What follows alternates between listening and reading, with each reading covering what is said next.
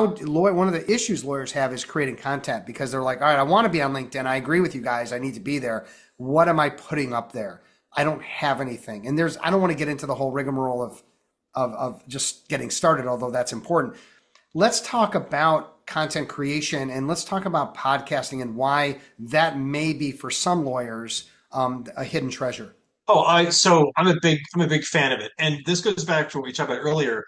Done is better than perfect. I didn't sit down and see and say, okay, like, what am I gonna do? Who am I gonna interview in the podcast? I just like hit play and I took a chance and I asked John Morgan, hey, will you be on my podcast? Sure, man. We had a 2 hour conversation, a real deal conversation. Like, okay. So once Morgan came on, it was easier to attract other big dogs. So, right. So we got to be methodical and intentional about what we're doing here, why we're doing it. But like you, like me, got to give value to people. That's what this whole podcast, this conversation with me and you, helping people out, giving value. Should and bragging on this podcast? No, it's like we're helping people, helping the legal community in whatever small way we can, right? To impact. But you just said before, you're not really chasing glory. You're chasing, lasting, enduring impact.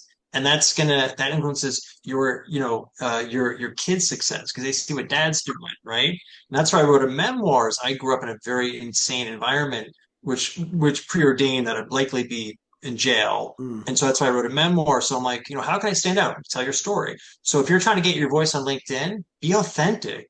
Like I just talked literally on LinkedIn today about being authentic.